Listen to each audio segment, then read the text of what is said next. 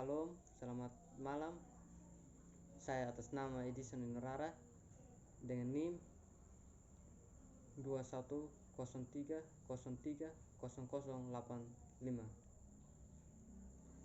Kelas C semester 1, Prodi Sosiologi. Saya akan menyampaikan resume saya. Bab 5, Komunisme Demokrasi menurut terminologi komunisme dan perkembangan post-komunisme. Seperti telah dijelaskan sebelumnya, demokrasi didukung oleh sebagian besar negara di dunia. Akan tetapi perlu disadari pula bahwa di samping demokrasi konstitusional beserta macam-macam variasinya pada akhir abad ke-19 telah timbul suatu ideologi yang juga mengembangkan suatu konsep demokrasi yang dalam banyak hal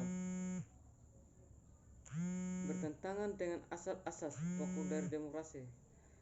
Konstitusional demokrasi dalam arti ini dipakai misalnya dalam istilah-istilah demokrasi filter dan demokrasi seperti yang dipakai Univers atau dalam istilah demokrasi rakyat yang antara lain oleh karena golongan yang mendukung demokrasi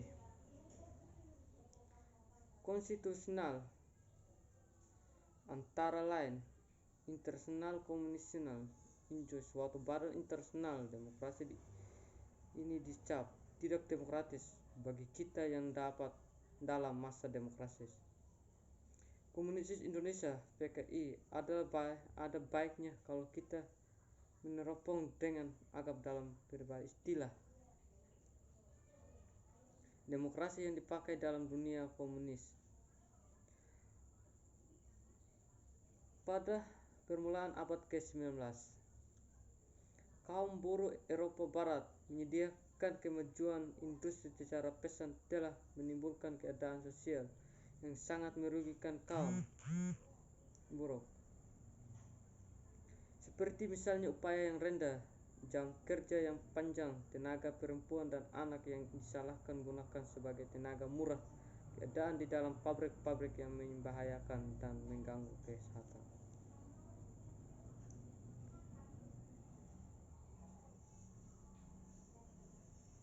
Karl Marx 1918 dan 1883 dari Jerman juga banyak mengecam keadaan ekonomi dan sosial kelilingnya. Akan tetapi ia berpendapat bahwa masyarakat tidak dapat perbaiki secara tambal sulat dan harus diubah secara radikal melalui pendobrakan sendi-sendinya. Untuk keperluan itu, ia menyusun suatu teori sosial yang menurutnya didasari hukum-hukum dan karena itu pasti akan terlaksanakan untuk membedakan ajarannya dari gagasan-gagasan sosial. Otus ia memastikan ajarannya sosial. Sejak masa mahasiswa Marx melakukan kegiatan politik yang dianggap sesudah diusir dari Jerman, ia menetap di London. Dalam menyusun teori mengenai perkembangan masyarakat, ia sangat tertarik dengan gagasan filsuf Jerman mengenai dialektik. Faksionitas dimanfaatkan oleh Marx bukan untuk menjadi seorang fil sendiri, melainkan untuk mengubah masyarakat secara radikal. Katanya semua filsafat hanya menggunakan masyarakat, tetapi masalahnya sebenarnya ialah bagaimana mengubahnya. Banyak dari teori serta ramalannya telah dibuatkan ketidaksamaan secara ilmiah dalam dunia ini hanya merupakan salah satu dari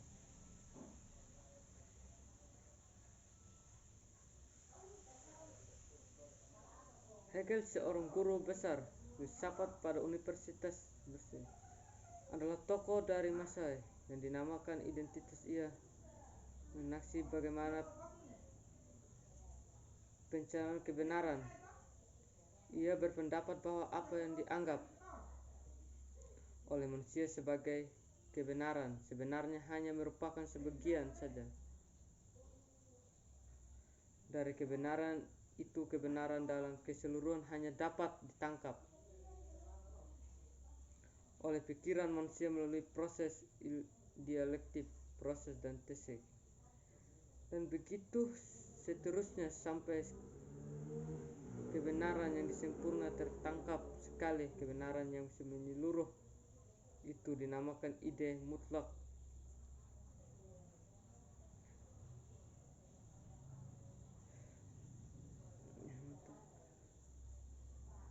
Merupakan kebalikan konsep, sekalipun telah lahir dari konsep-konsep sendiri, dari hasil komparasi antara konsep A dan konsep B.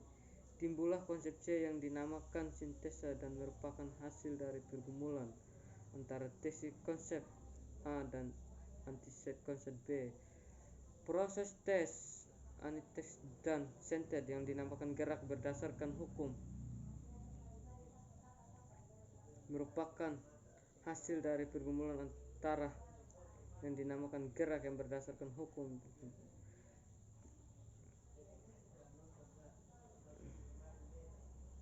Pikiran manusia telah berhasil menangkap kebenaran seluruh yang oleh Hegel yang dinamakan ide mutlak. Boleh dikatakan bahwa ide adalah gerak maju dari taraf rendah ke taraf yang lebih tinggi dengan suatu irama pertentangan dan persatuan. Dengan kata lain, mencakup suatu pola ulangan dari atletisme disusun oleh pensualan.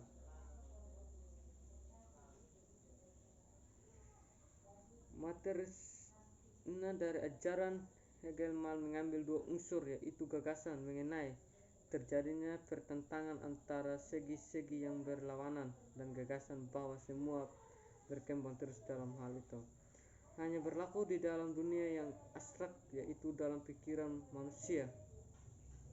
Menandaskan bahwa hukum terjadi dalam dunia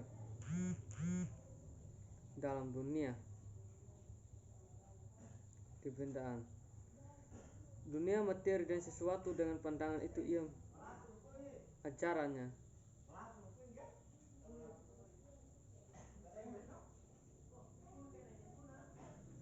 sesuai dengan hukum gerak ini terus terjadi, sehingga setiap kali ditimbulkan suatu negasi yang lebih baru, setiap negasi dianggap sebagai kemenangan yang baru atas lama suatu kemenangan yang dihasilkan dan kontradisional dan tubuhnya sendiri. Jadi setiap dan melahirkan bersih-bersih untuk menghancurkan diri.